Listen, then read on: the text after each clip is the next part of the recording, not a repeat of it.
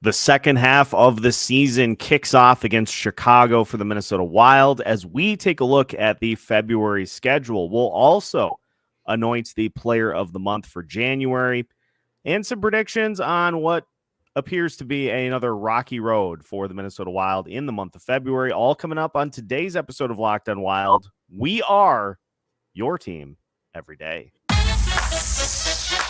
You're Locked On Wild, your daily podcast on the Minnesota Wild. Part of the Locked On Podcast Network, your team every day. Hey, this is Brandon Duham, and this is Locked On Wild. What is happening, everybody? Welcome into another episode of Locked On Wild, your daily Minnesota Wild podcast. Part of the Locked On Podcast Network, your team every day. Thank you, as always, for making Locked On Wild your first listen each and every day. Make sure you subscribe on YouTube and your favorite podcast platform so you don't miss out on any new episodes throughout the week. Today's episode of Locked On Wild is brought to you by Sleeper.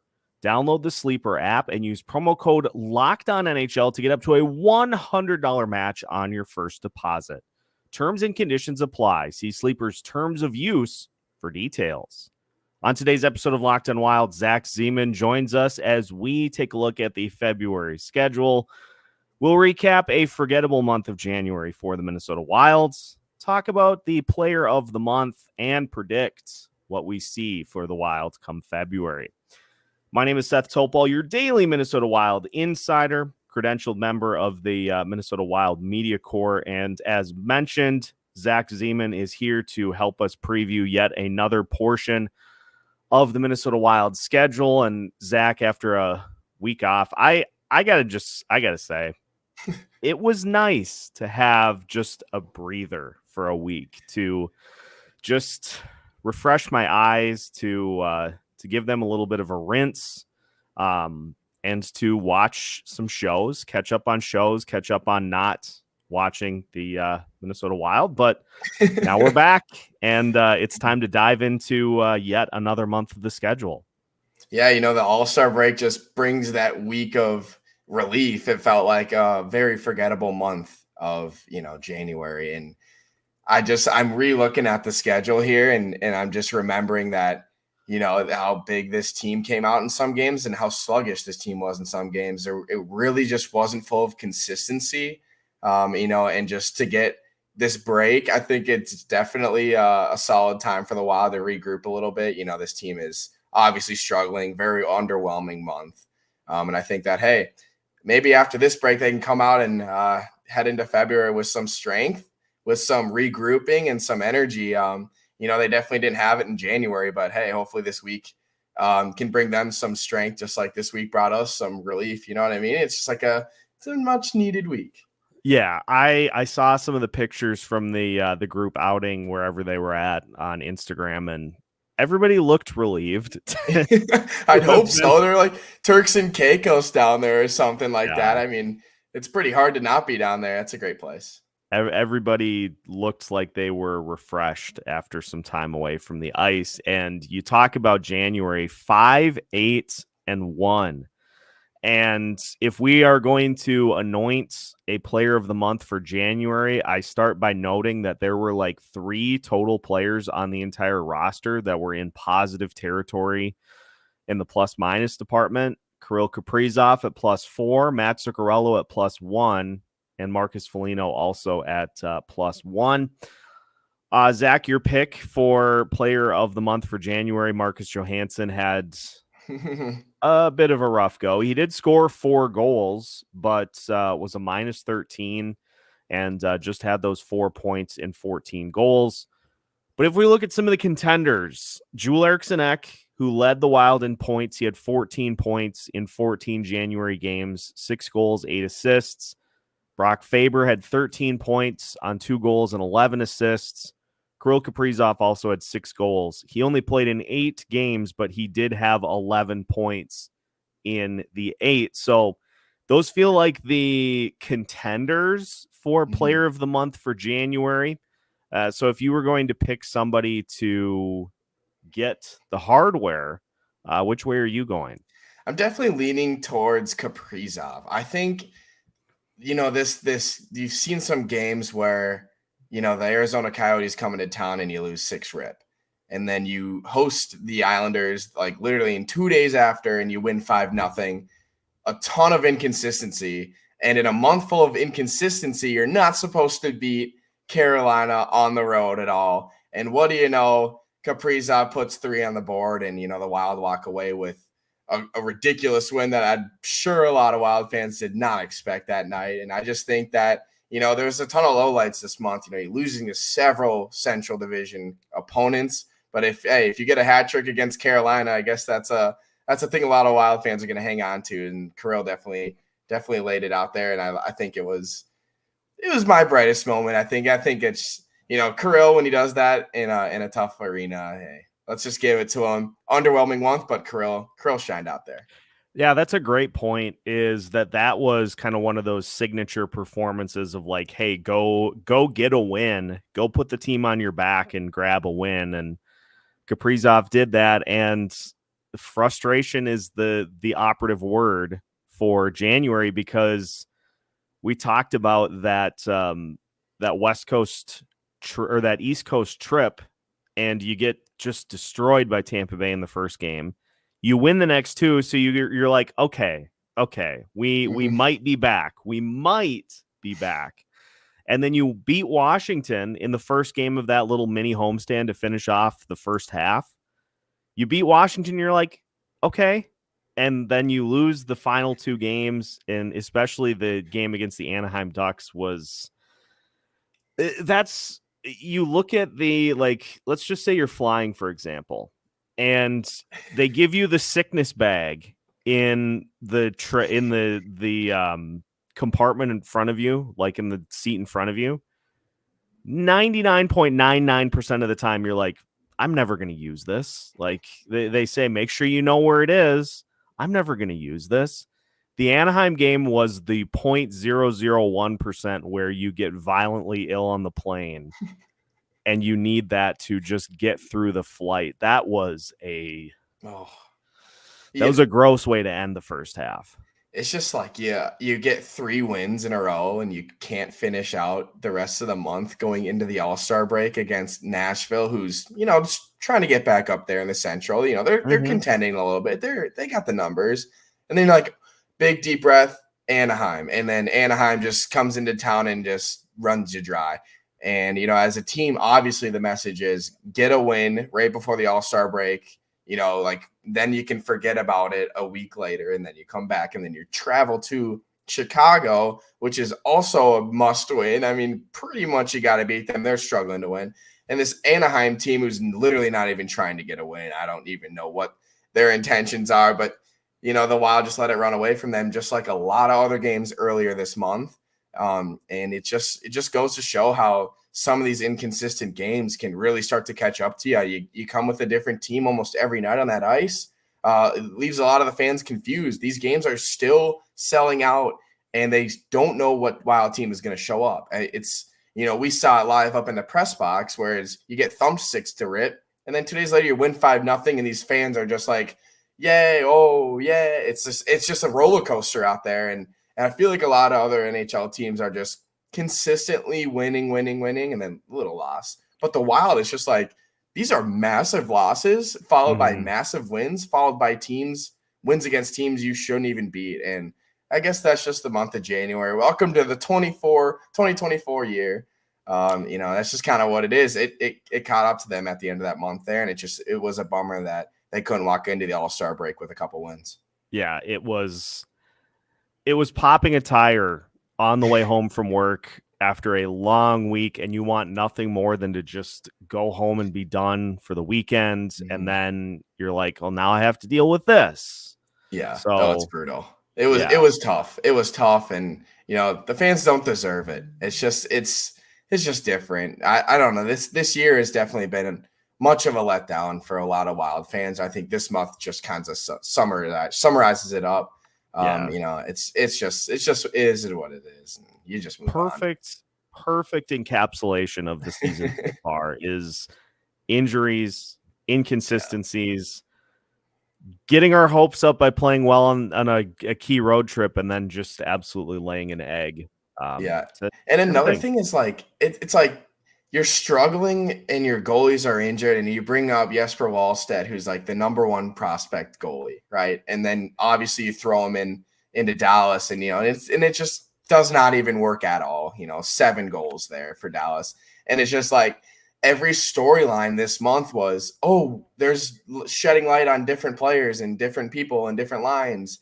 People are finally getting a chance, and then none of it works out because everybody's lost, and there's absolutely no center core of this team to revolve around. And some players take the night off while some go insane, and this Wild team is just on different paths and different schedules, it feels like. Yeah, and so if you are somebody that is still on the let's get to the postseason train, which again I think Locked On Wild has been pretty vocal about the fact that it's not going to happen. Yeah, it's tough. I mean, obviously the Wild fans are like some of the most passionate in the league, and I think they're a very slept on fan base. It's just as a disappointment for this team to pop out. A couple of games where they get huge wins, but they can't follow it by beating teams with worse records at the end of the month, and it's just it's a bummer. But it is. If you want to save your season, you have to do it in February. And so as we continue today's episode, we'll talk about why that's probably not in the cards, because this schedule just continues to have some potential for ugly games. So we'll talk about that as we continue today's episode of Locked On Wilds after this. Today's episode of Locked On Wild is brought to you by Sleeper. The NHL season is at the halfway point, and we are starting the second half of the season with the Wild out of playoff contention. You can still win big by playing daily fantasy hockey on Sleeper, the official daily fantasy app of the Locked On NHL Network. Sleeper is our number one choice for daily fantasy sports, and especially daily fantasy hockey, because with Sleeper, you can win 100 times your cash in daily fantasy hockey contests. All you have to do is pick whether elite level players like Connor McDavid, Alex Ovechkin, Sidney Crosby, or Nathan McKinnon will record more or less than their Sleeper projections for things like goals, assists, saves, plus, minus, and more in a given game. Use promo code LOCKEDONNHL and you'll get up to a $100 match on your first deposit. Terms and conditions apply. That's code LOCKEDONNHL. See Sleeper's terms of use for details and locational availability. Welcome back to today's episode of Locked On Wild. Once again, we thank you for making Locked On Wild your first listen each and every day. As we move through the rest of the week, I encourage those that want to be part of the Wild Fan Spotlight to email lockedonwild@gmail.com. We have had a few of them already here over the last week or so, and we do have a playlist of those on YouTube as well. If you missed out on any of our previous fan spotlights, just head to YouTube and you can view them all in their entirety. And if you want to be part of that, we'll definitely get you into a future episode as well. Zach Zeman joining us here today. And so I guess Kirill Kaprizov, player of the month for January. I can't remember if we definitively said who we were going with, but we're going to go with Kirill. We can go with that. Not to mention Brock Faber, obviously winning Rookie of the Month. I think that's another huge story. His Calder path is starting to open up a little bit. It's going to be a fun little story for Wild fans to follow. I think, obviously, every interview he has, he's like, I'm not even looking at the Calder. I'm just looking to get wins. It just says a lot about who he is. But, hey, I all know deep down everybody's going to want to see him win the Calder, following Kirill's steps a little bit. And it just shows you about the future of this team. 2 Calder winners, something good should happen sometime soon in the future, right? That's always the message. But yeah, and we talk about that Brock Faber trade for Kevin Fiala, and that will be something that we'll be discussing a little bit later this week. Is some of the biggest fleecings that Bill Guerin has had via trade, because he has he has robbed some other GMs blind with particular trades throughout his tenure so far. So we'll talk about that later on this week. But let's look at this February schedule, which starts with Chicago on Wednesday on the road. And then you host Pittsburgh on the 9th. Then on the 12th, you go to Vegas. And the Vegas Golden Knights not playing as well as they did at the start of the season. They've been dealing with some injuries, but they're still very dangerous. You get to go to Mullet Arena to take on the Arizona Coyotes on Valentine's Day. I would say go on the date with your significant other. Don't maybe just catch the highlights of that game. Don't ruin your Valentine's Day like I'm going to do by watching this team. Then after that, February 17th, home against Buffalo. Monday the 19th, home against Vancouver. And then to finish the month, you go at Winnipeg, at Edmonton, at Seattle, host Carolina on the 27th, and then at Nashville on February 29th. Zach, this is a meat grinder again. Yeah. This month is ridiculous. I'm just tapping on the logos here, and I'm seeing probably one or two teams with an exact 500 record or just a game below 500. These are all contending teams with vicious mindsets, except for Chicago, which is the first game of the month in a game that if you're coming out of the break with a ton of rest and you're going to take advantage of a team that's literally somehow in the Central Division and is still struggling without Bedard, you go into Chicago and you win that game. And then you come home and you host the Penguins, and that's when it really gets tricky, because this is the narrative of last month where you get a couple wins in a row, but you can't support it with another one, and you lose 3 in a row, and you go on weird streaks, and it's always up and down. But if you can beat Chicago and back that up with a Pittsburgh win, then you can probably afford to lose to Vegas in Vegas during or literally a couple, 24 hours after the Super Bowl ends. Yeah. Like, I don't even know what the Wild are going to do on Super Bowl day. I think I'd hope they get in before, obviously, Monday, but that's a whole different story. So maybe you can afford to lose that one and go watch the Super Bowl or whatever, do whatever you want to do in Vegas. But hey, I mean, you got to beat Chicago. You got to back it up with a win against Pittsburgh, and then you can probably drop one in Vegas. But then you go to the team that beat you 6-0 at home, the Matt Dumba-led Arizona Coyotes, who just made a fool of you on your home ice. Why don't you do the same and make a fool of them on their home ice, which is Arizona State's hockey rink? You know, it's not even home ice, and they're still struggling to find a new ice rink. Yeah, I mean, these first 4 games are pretty funny. There's a lot of different stories behind them, and I think that if the Wild can beat Chicago and back it up with a couple and go into Arizona and get another, I don't know. It's you see what I'm saying here? Yeah. This is the most pivotal month of the season. You know, you just fumble January like that, and you got to do something in February. Yeah, this is where it starts. Or not, you're probably going to miss the playoffs, which is on the forecast. I'm going to do something here. I don't like it, but I think you're going to find very quickly the route that I'm going. So, of the last 16 games, guess how many Chicago has won? Oh, geez. I'm going to go with 3. It's 3 games. Yeah. Oh my goodness. Guess how many times they have scored 2 or fewer goals in that span? Like 7. I know they've been shut out like the last 3 games, or like scored 1 goal. 12. My goodness. I actually gave him credit. 2 goals or fewer. Whew. I don't do it.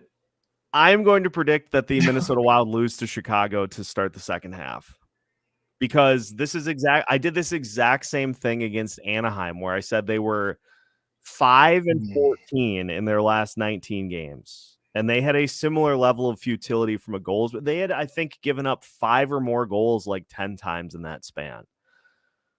Yeah, you know what, Seth? It's at that point of the year where you can start saying like not even irrational things anymore, because this team is so inconsistent. You know, I don't even blame you for saying that because it's like a coping mechanism where it's like you think, you know what I mean? You're like, I just think they're going to lose. And then if they win, they surprise you and it's a good day, you know? But last year, if they go into Chicago and they lose, it's like headlines all over the papers where it's just traumatic. But now if you go in there in the beginning of February, it's like, oh my goodness, they lost. I mean, it was expected. This year, like you go into Chicago and you're like, here we go again. Yeah. Buckle up. After following an Anaheim loss on home ice, we go to Chicago and then they probably lose it. So like, as you said, the teams that are currently not in a playoff spot are very, very minimal in this month of February schedule. You have the Chicago Blackhawks, obviously, who are not. You have the Pittsburgh Penguins, who are not. You have the Buffalo Sabres, who are not. Guess what? That's it. That's it of the February schedule. Everybody else that you're going to play are actually, I stand corrected. The Nashville Predators are currently tied with St. Louis for the second wildcard spot. So technically they're not in the postseason. But of those games, 3 teams are currently not in the playoffs. Yeah, that's it. You also play the Oilers, who will probably be on a 23 game win streak by the time you get to them. Like, oh my goodness, you know, and you get Vancouver at home. Thank goodness you don't have to go into Vancouver and deal with them. But, you know, I mean, just like I'm saying earlier, is like the Central Division teams this week or this month are Chicago, Arizona, and Nashville and Winnipeg. So that's like the biggest ones. Obviously, the teams that you can. I'm trying to. You see what I'm trying to do? I'm trying to put my shoes of we're making the playoffs, like, right? And I'm trying to look at the most pivotal games, but even if you lose those, it's like I can't even still see a way where this team makes it far, you know, on a run. But yeah, this is a tough month. I look at this the third week of the month. It's Vancouver, Winnipeg, Edmonton, and Seattle. And during that, it's you go to Winnipeg. And then you have 2 days off, but then you're probably still on the road because you're not going to come back home. And then you go to Edmonton, and then you go to Seattle the following day after Edmonton, one of the best teams in the league right now. And it's just absolutely brutal to see where this team that had expectations this year to be probably the number 2 Central Division team is now fighting against these insanely good, developed playoff contenders to somehow make the playoffs. It's just it's tough, and that's just what this month has come down to. And you know, you can drop games early on in the year, but now it's not early on in the year anymore, and these are all must wins. So every single game is one matter. Yeah, we dropped way too many games, and Central Division last month absolutely owned the Wild. So and it's embarrassing, you know, and I think that. Yeah, this month is impossible. It just looks impossible. It does, doesn't it? I mean, I'm just looking. There were people that were saying that this team has an incredibly favorable schedule down the stretch, in like the last few months of the season, and that prompted me to tweet, "How can you say it's a favorable schedule if you can't beat anyone on it?" Looking at like March here, then that's what makes sense. But you got to get through February. Right. If you don't win these games, then the games the following month don't matter. So then it's like, how is it an easy schedule if the Wild are below 500? I don't know. I get it. I get it because it's comparing other teams' records and such. It makes sense, but with it, you can't really predict how easy the schedule is going to be without the Wild being consistent and like averaging a certain amount of goals a game when they've literally were shut out a couple, like, you know what I mean? Like, oh gosh, like they lose. It's a jumble. Here's how this could play out if they simply win the games that they should. Heavy emphasis on should. Chicago, a win. Pittsburgh, a win. because Pittsburgh is a mess again. They are mess mountain again. I know we are, but they are too. Should beat Chicago, should beat Pittsburgh, lose to Vegas, lose to Arizona, should beat Buffalo, lose to Vancouver, lose to Winnipeg, lose to Edmonton, lose to Seattle, lose to Carolina, lose to Nashville on the road. But there's no way you just lose like that. Like, yeah, there will be one of those games in which they inexplicably like pick up. Yeah, maybe absolutely. Seattle on the road. Yeah. Go shock Seattle after battling with the Oilers the night before. Sure, shock the world. I feel like that's the most Minnesota Wild win. You know what I mean? It's the most. Oh, the Wild are for sure gonna struggle there. They're tired. The legs are tired. They're gonna go win in Seattle. It's just that's just like the story of the year. It's the most unpredictable. It is, and we've been doing these episodes where we break down the month, which is like it's awesome because it's so good to see like where this team would be if they win the first 4 games of the month versus and trying to predict where they'd be, and it's getting to the point where it's very hard to predict, and it's very hard to see where this team's going to show up, and in the games they probably don't are games that we think they are. So it's tough, and I don't know. I'm just looking at that Arizona logo, like you got to go in there and do something about what they did to you on your home ice. That's a big one. If they simply win the games they should and then steal one, they'll be 4-7. So let's just predict before then we finish with predictions on who will be player of the month for February. Do you think here's how we're going to do this going forward? So 4-7. Do you think the Wild will be over that for February or under that record? 4-7. That's actually that's like a great, an over-under betting term is what it probably relates to. I think they're going to be over 4-7. I think they're going to get at least 5 wins. I'm seeing Chicago. I'm seeing Arizona. I like that Buffalo game at home. I do like one of those Vancouver Winnipeg games. I will say that. I think St. Louis went into Vancouver and took care of them there, and I think that's a big mark of where the Wild compared to. And I saw that game, and I was like, yeah, Vancouver is a team where you can stun, and to host them I think is a big deal too in that homestand.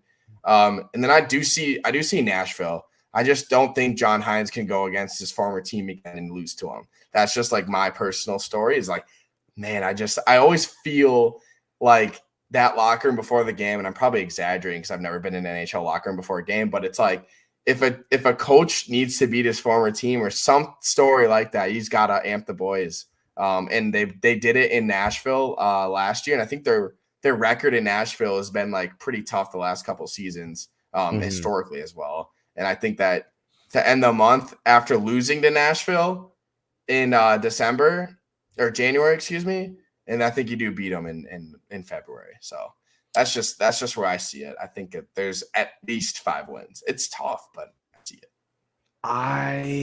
Oh gosh. I'm gonna push. Okay. I'm gonna push. Yeah, I am post All-Star break mildly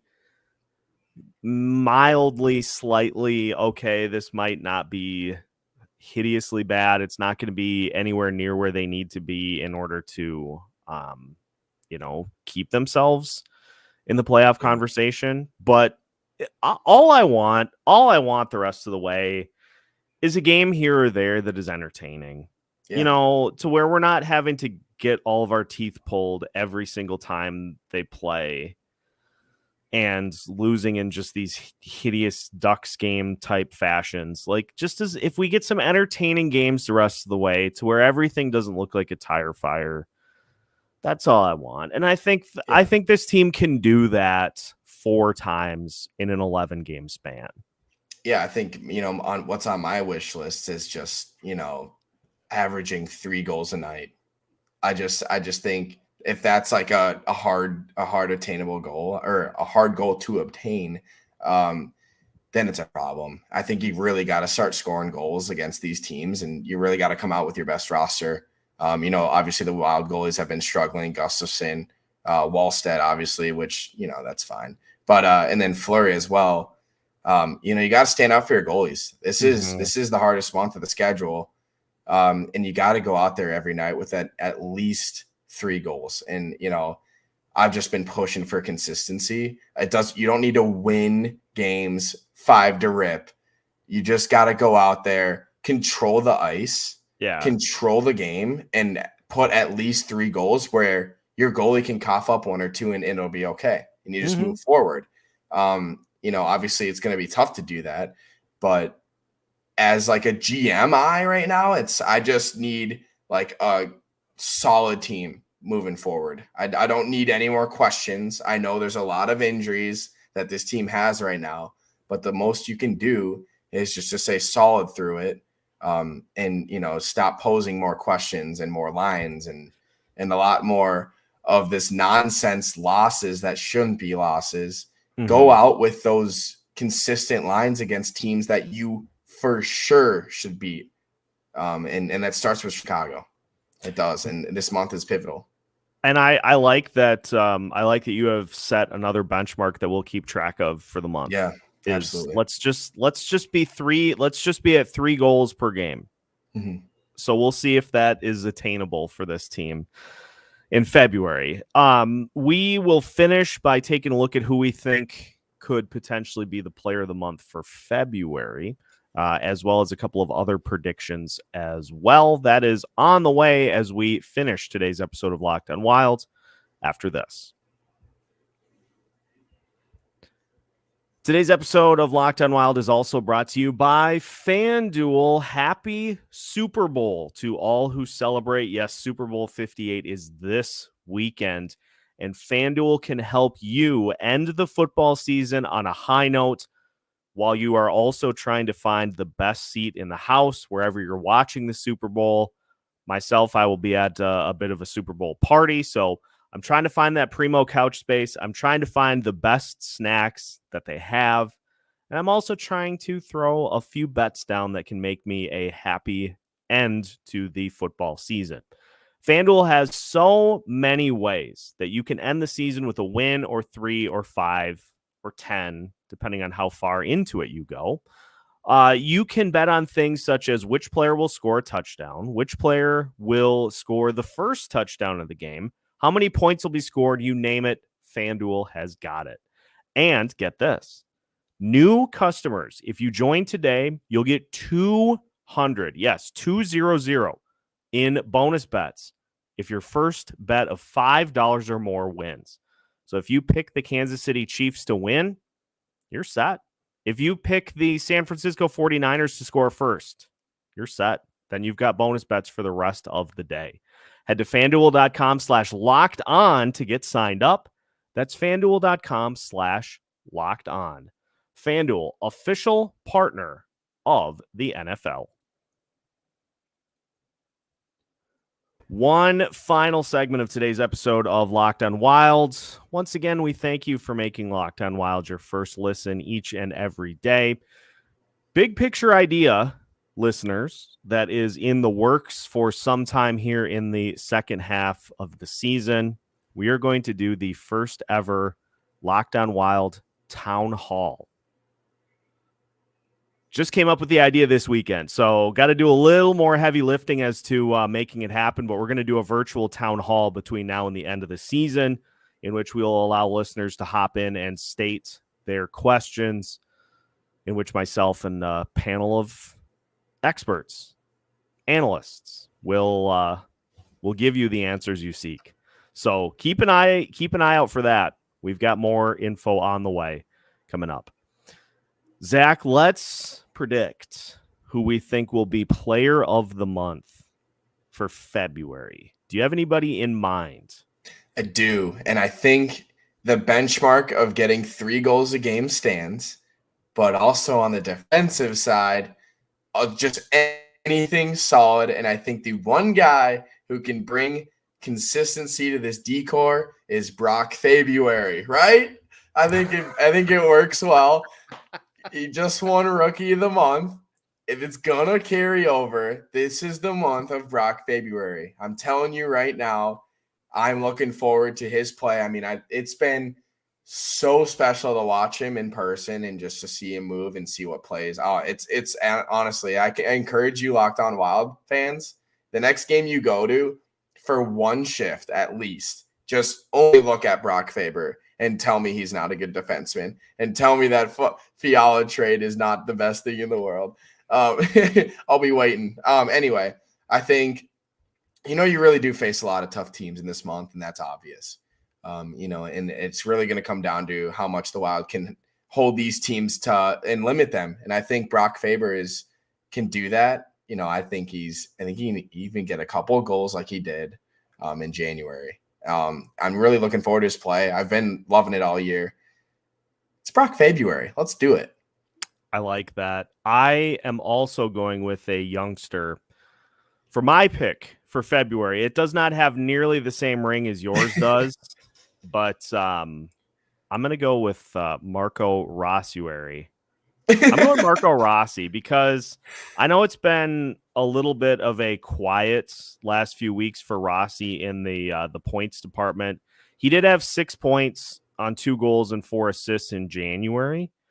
I think he kind of gets himself back on track because selfishly, I hope that there becomes more of a focus on the young players here as the rest of the season unfolds.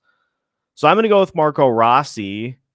I am also going to make a just gigantically bold prediction that we will see Mr. Marat Khusnutdinov make his way to Minnesota before the end of February. And by God, Marat Khusnutdinov is going to score a goal in February. That is awesome. Because I've put myself in I've backed myself into a corner here because I don't know if that's even like feasible because I think his season gets done on February 25th. Oh, geez. Thank God it's a leap year. Yeah, you get 2 games. You get the Carolina and Nashville game for him to make history. I should have just said March. You know what? Hey, end of the year. But this is where the eyes start looking at the guys who aren't on Iowa but are over there. And hey, you never know because this year is full of uncertainty. I'm telling you, man. I like it. How much of a lift would that be? Yeah, seriously. For what has been just a listless season, if you can get Marat and maybe Danila Urov decides that he doesn't want to sign in the KHL again, and how big of a lift would that be to get those 2 over here by the end of this season and to get a chance to see what they've got? I think it gives the players on the active roster a push to start playing. You know what I mean? It's like your spot on the team could be in jeopardy here. Got people coming for their jobs. Yeah, you got some. Yeah, you never know. Probably not in February. I don't know. You never know anymore. I swear. But let's just say March. Say March because here's the other part about that. Because you would then have the trade deadline by March 8th. And so if it takes Marat a little bit of time to get his visa and everything and get over here and get acclimated. If you are a seller at the deadline, there could be a couple of spots on the roster open for him to be able to make his debut. Yeah, it will be interesting to see if the Wild start making moves for Reynolds. Can you believe that? No, I swear. Oh, geez. Hey, you never know. This is an interesting month. It's getting harder and harder to predict, I feel. But hey, hopefully Brock February sticks to it and Marco Rossi can help him out too. I like Rossi. I think it's fun watching a young guy like him. This is the year of Rossi, and it's been good so far. I think it's all you can ask for. Obviously, it's been up and down recently, but Rossi, it's his month, and he can't. These guys can't control as much what's going on around them. What they can control is their own level of effort, their own level of hard work, their own level of being rookies. And just the only thing that they know is, hey, I got to fight for my job. Yeah. And so they just continue to do that. And That's why they continue to be two of the better players on this team the entirety of the season. Yeah, two of the players who are in the running for the Calder. Let's never forget that. I feel like that's a pretty cool thing to have two rookies on your team who are contending for the Calder Trophy. And a team that's been struggling like the Wild, it's pretty cool. And at least we have that. At least Wild fans get to look at two up-and-coming rookies and get a little pressure off their shoulders there. Two Calder finalists. They will be finalists. Oh, yeah. Mark my word. I like it. So we'll see. And then I think another prediction is that Declan Chisholm will score a goal this month. This is absolutely insane. I'm just throwing everything at a board and just hoping some of them stick. So do you have like a dartboard of names behind the camera there? And you're just throwing them. You're like, oh, my dart landed on him. All right, now I got to stop. So what are we chasing in February? We're chasing 3 goals per game. 3 goals a game. We're chasing a Declan Chisholm goal. We're gonna push the Marat thing to March because I don't think him getting to the NHL and scoring a goal in a 2-game span is. I don't think it's even possible. If it is, he's a far better player than we anticipated. Absolutely. So 3 goals per game, over 4 wins. I'm taking the push, and I will see what happens. But I guess the common refrain that we've seen all season so far is buckle up. Yeah. Oh boy. What in the world position could this team be in if they're pulling up prospects? Oh boy.